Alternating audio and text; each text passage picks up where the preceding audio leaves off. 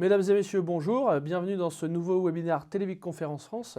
Ce webinaire portera aujourd'hui sur la marque Xilinca, marque de processeurs numériques.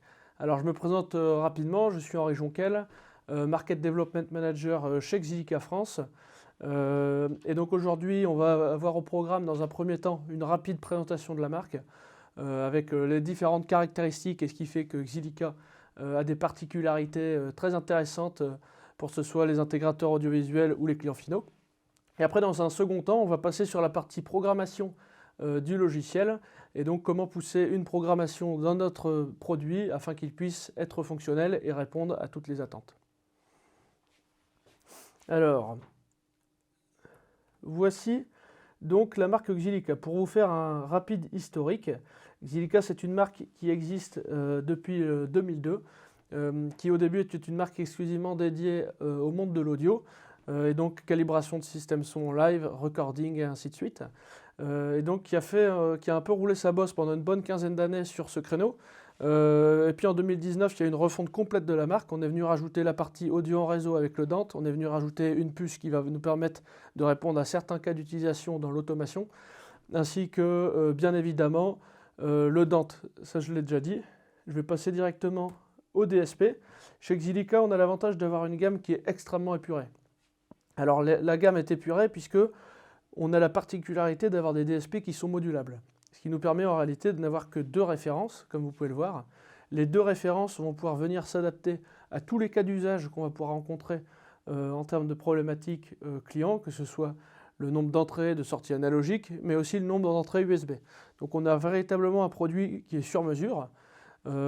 Ici, la marque nous laisse le choix entre deux châssis.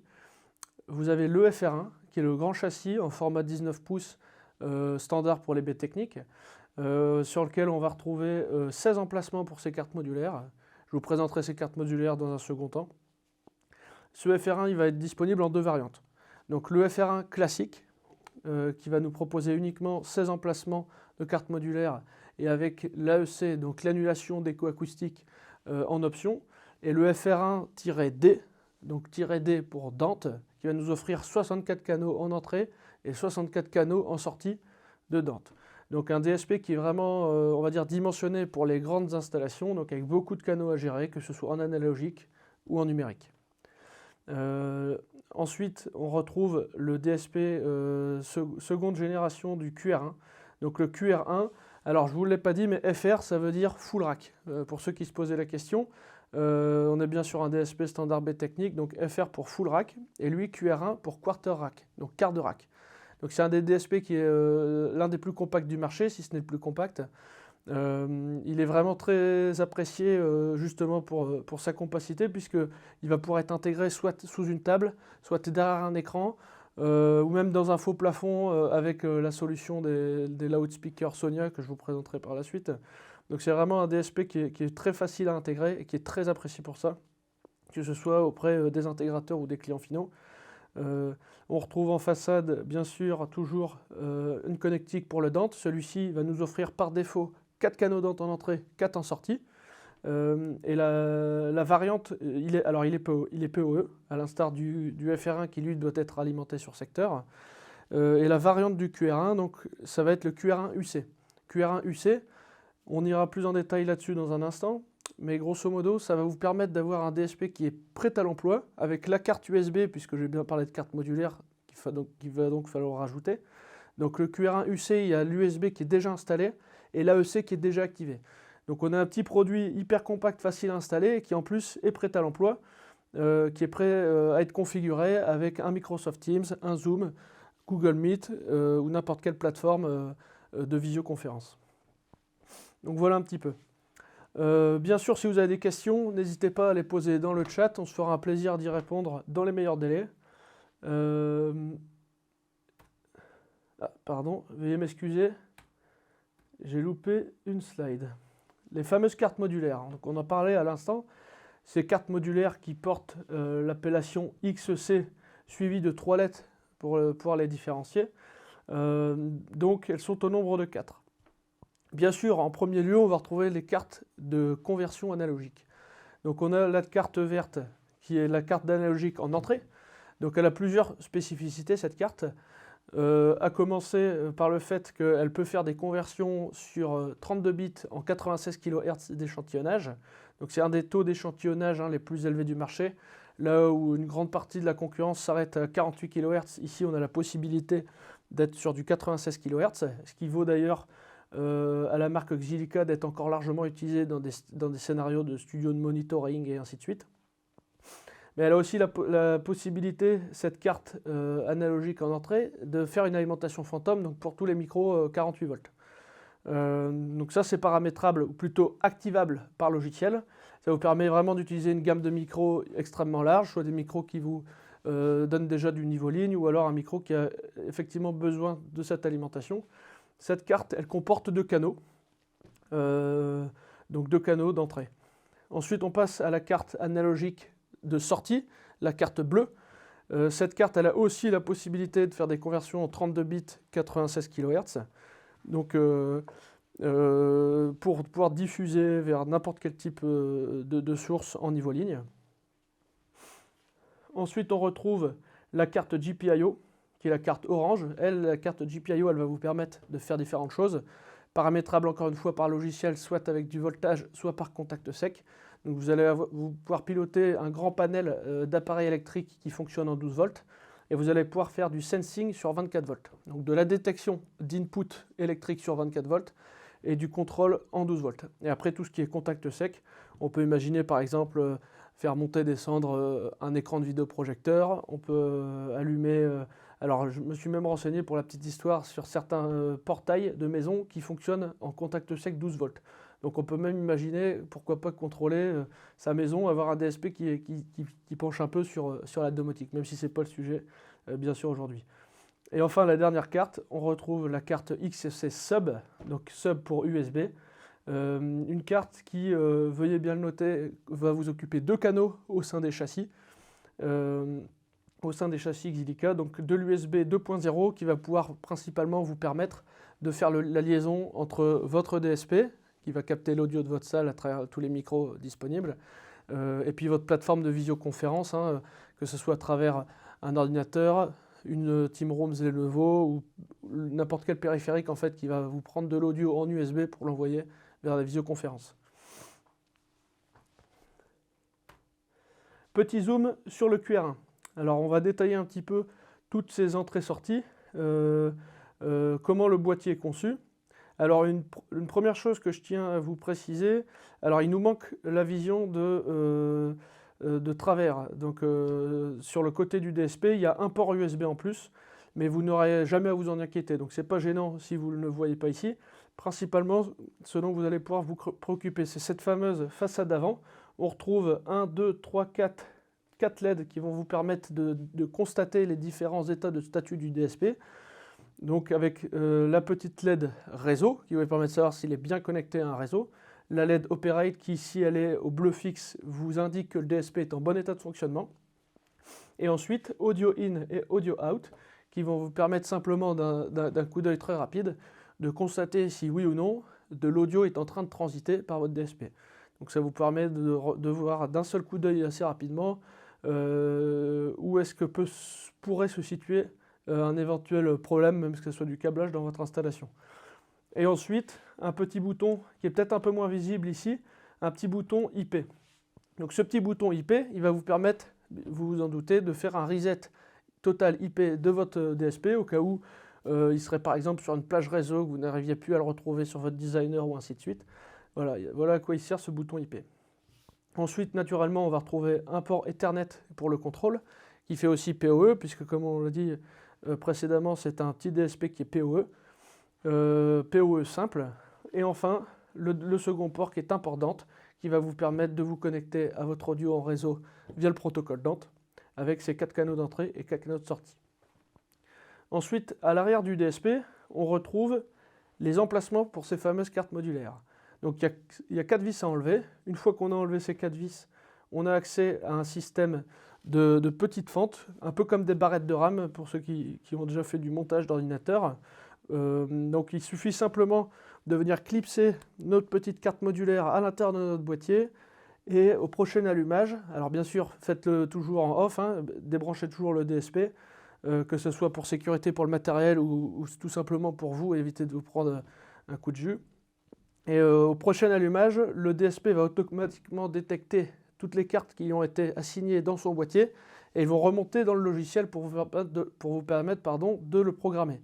Donc il n'y a pas plus, on va dire, d'étapes à prendre en compte lorsque vous recevez chez vous un DSP Xilica. Il suffit simplement de venir ajouter les cartes qui se clipsent tout simplement dans le boîtier. Et au prochain allumage, vous allez pouvoir disposer de toutes les fonctionnalités que va vous offrir le DSP ainsi personnalisé. Bien sûr, je vois ici une petite note à mon attention, kit de fixation inclus. Vous verrez également qu'en ouvrant donc, la boîte du QR1, il y a les deux petites ailettes. Donc les ingénieurs de chez Xilica ont pensé à tout. Il y a les petites équerres de fixation, donc vous n'avez pas à aller chercher d'autres accessoires, d'autres matériels au moment de l'intégration. Il vous suffit de vous servir de ce qui est déjà fourni dans le kit, qui est déjà adapté, qui est du sur-mesure.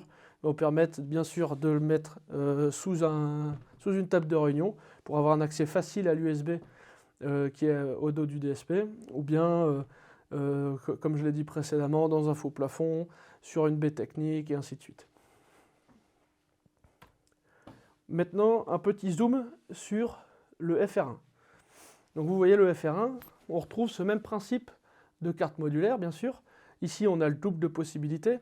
Je ne me rappelle pas si je l'ai précisé ou pas, mais le QR1 nous offre 8 emplacements pour les cartes modulaires. La variante UCL6, puisqu'il y a déjà l'USB qui prend 2 canaux qui est installé. Le FR1, lui, il nous offre le double. Il nous offre 16 emplacements.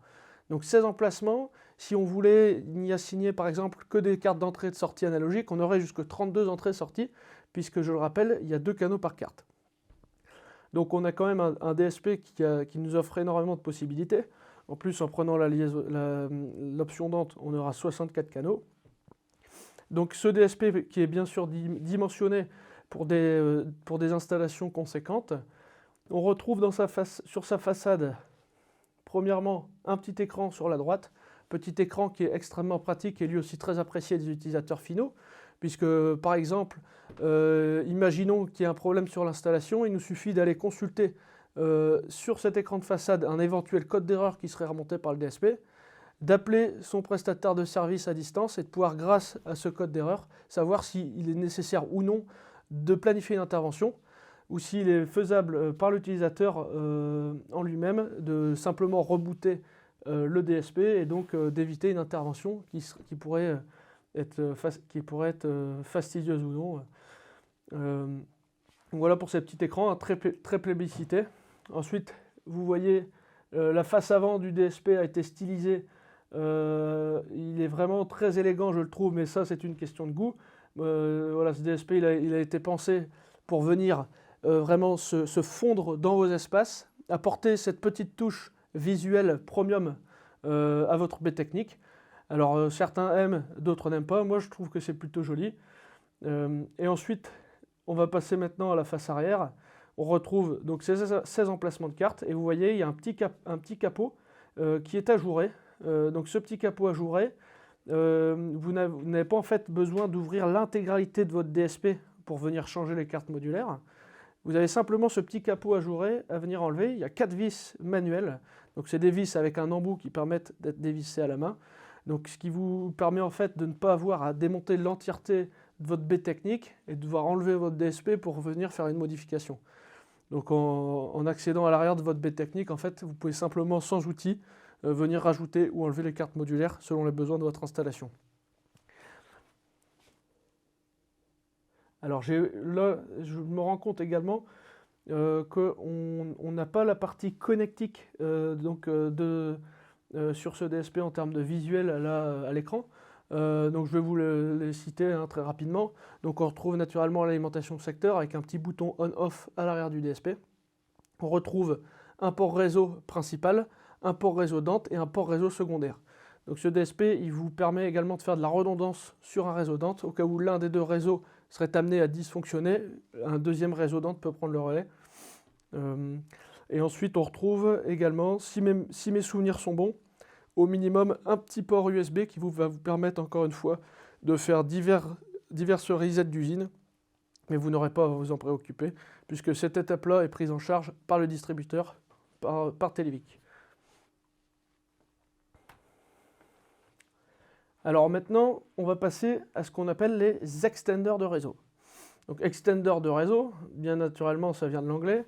On pourrait appeler ça des étendeurs de réseau dans notre français. Ces petits boîtiers vont nous servir en fait, à élargir le champ des possibles de nos installations. Alors comment ça fonctionne? On est aussi basé sur le protocole DANT. On va venir échanger de l'audio en réseau sur notre DANT vers divers points de connexion. Donc ils sont au nombre de 3.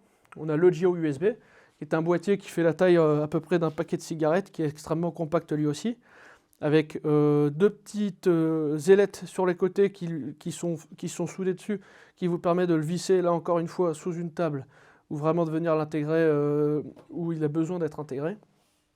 Et donc lui, il va nous permettre de créer sur notre réseau, à n'importe quel endroit de notre réseau, une connexion USB vers le réseau DANT, ou DANT vers le réseau USB. Donc il est très pratique si par exemple on a ce gros DSP, le FR1 format B Technique, qui est dans un coin du bâtiment, mais que de l'autre côté du bâtiment, bien trop loin pour avoir un câble USB qui aille de bout à l'autre du bâtiment, ben, il nous suffit de nous connecter en IP avec cet appareil, et on peut venir créer un point de contact USB vers notre installation. Ensuite, on va avoir le même principe, mais avec du Bluetooth. Donc pour le Bluetooth, on va pouvoir naturellement connecter un téléphone, une tablette, n'importe quel appareil utilisateur qui utilise du Bluetooth. Bluetooth, je précise, 5.0 classe 2. 5.0, on a environ une quinzaine de mètres maximum de portée, ce qui est dans la plupart des cas largement suffisant, mais surtout classe 2. Donc vous avez un appairage extrêmement rapide et un oubli automatique des périphériques qui ne sont plus utilisés. Donc c'est vraiment un Bluetooth. Je me rappelle à l'arrivée du Bluetooth, on avait des petites enceintes portables qui étaient parfois difficiles de s'appairer, retrouver. Le périphérique est disponible, même si des fois il est disponible, impossible de s'y connecter parce qu'il y a trop d'appareils en mémoire utilisés. Là ici, il fait le job automatiquement. Il est vraiment très simple à utiliser et il permet de transmettre de l'audio de haute qualité sur notre réseau, encore une fois, Bluetooth vers DANT, DANT vers Bluetooth. On peut le verrouiller par code PIN dans le logiciel afin de pouvoir contrôler l'accès à ce point Bluetooth. Et enfin, le dernier de ces 3 appareils, le GIO XLR. Donc lui, il va nous proposer 2 entrées et 2 sorties XLR. Donc 2 entrées qui font, elles aussi, alimentation Phantom 48 volts pour pouvoir y brancher des micros de qualité professionnelle. Et puis 2 sorties XLR.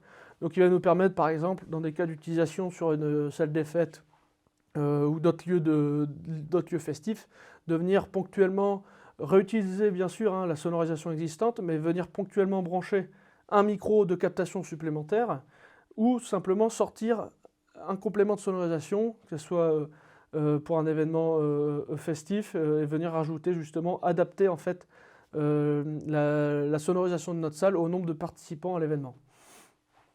Donc voilà, ces 3 produits, ils sont bien sûr PoE.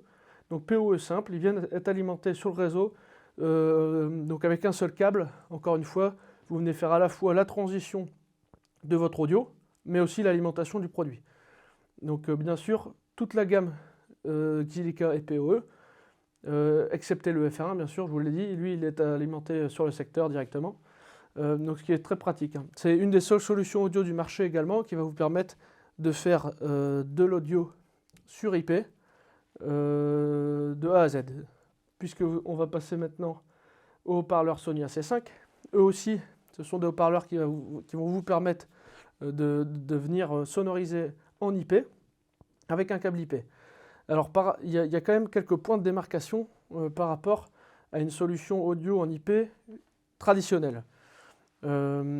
Puisque ce système, il va fonctionner avec 2 appareils. En premier lieu, on va avoir le Sonia C5, qui est la tête de haut-parleur. Et en second lieu, le Sonia Amp.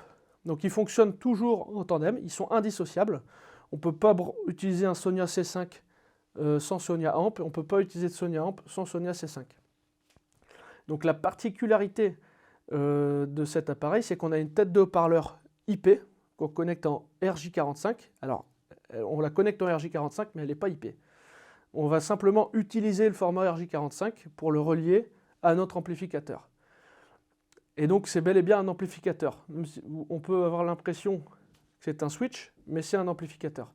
On va en fait réutiliser les 8 pins, les 8 petits câbles de cuivre qui est à l'intérieur de notre câble RJ45 pour recréer un signal analogique sur RJ. On va en utiliser 3 pour le plus, 3 pour le moins et 2 pour la terre. Ce qui va nous permettre en fin de compte de pousser un signal analogique sur RJ45. L'avantage, c'est que, petit zoom sur cet amplificateur, l'avantage c'est qu'on a des haut-parleurs qui sont 100% passifs, donc il y a un taux de panne qui est inexistant. En tout cas, de notre expérience, on n'a pas eu encore une seule de ces têtes de haut-parleurs qui est tombée en panne. En fait, c'est l'amplificateur qui s'occupe de récupérer notre flux audio en dente sur le réseau, de le convertir en analogique et de venir l'amplifier. Donc plusieurs avantages. Parce qu'on pourrait dire, je reviens une slide en arrière, on pourrait dire on a ces deux haut-parleurs. Ces deux haut-parleurs, ils vont nous permettre d'être connectés directement peut-être à un switch, hein, dans le cas d'une solution peut-être plus traditionnelle. Il y a une solution d'amplification et une puce dente embarquée dans chaque tête de haut-parleur. Donc effectivement, ça c'est une solution traditionnelle. Ici, on va à contre-courant. On va venir centraliser cette puce dente et ses composants d'amplification dans un seul appareil, qui est l'amplificateur. Et ce qui va nous permettre en fait de diviser du coup le coût de notre puce dente et de nos composants d'amplification par 8. Puisqu'on va y brancher 8 haut-parleurs. Alors comment on va faire? Vous voyez ici, on voit que 6 ports RJ45. Donc on se dit comment on va faire. En fait, il y a uniquement les 4 ports qui sont sur la droite qui vont vous permettre d'alimenter vos haut-parleurs. Mais sur chaque haut-parleur, on trouve un second port RJ45 pour pouvoir les chaîner. Donc on peut faire en réalité 4 lignes de 2 haut-parleurs, ce qui vous fait un total de 8 haut-parleurs. Maintenant, on va s'intéresser aux 2 ports qu'il y a sur la gauche. Tout à gauche, on retrouve l'alimentation PoE+, ou PoE++, à savoir que dans les mois à venir, Xilica fournira un injecteur PoE++ officiel pour ce genre d'utilisation. Alors pourquoi?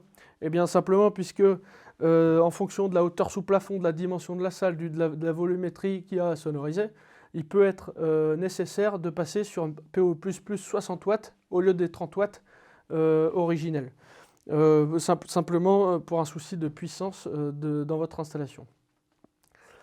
Et enfin, on retrouve donc le dernier port RJ45 qu'on n'a pas encore présenté sur cet appareil.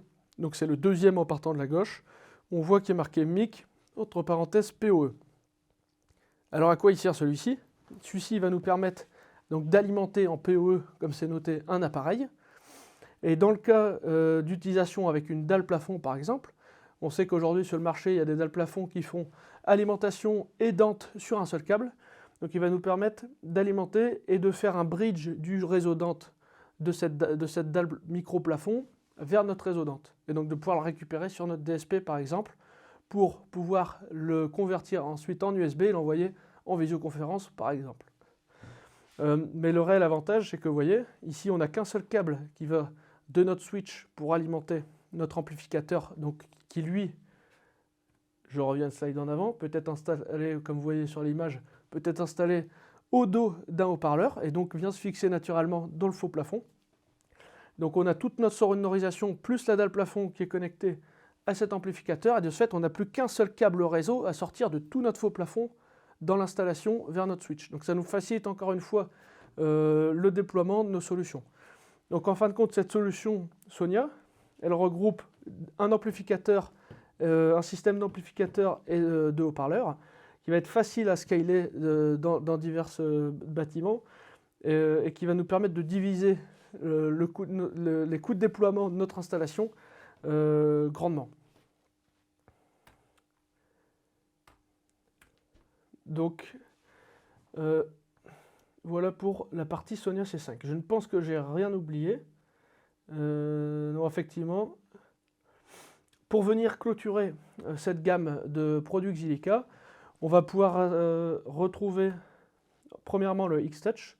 Le X-Touch, c'est une tablette tactile 8 pouces qui est entièrement personnalisable.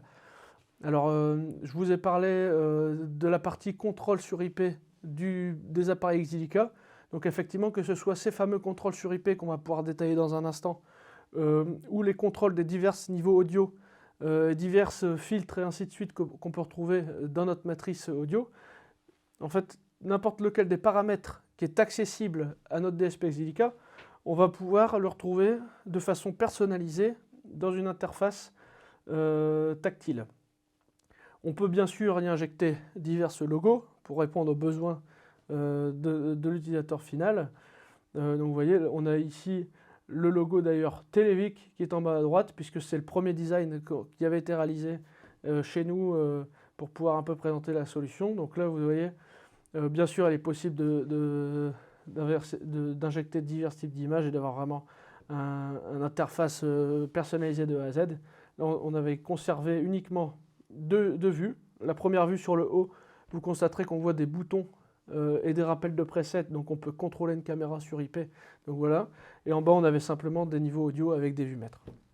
Donc voilà pour le X-Touch, qui est aussi LPOE, et vous pouvez, qui est fourni avec tout le matériel, hein, encore une fois, pour venir l'encastrer dans un mur.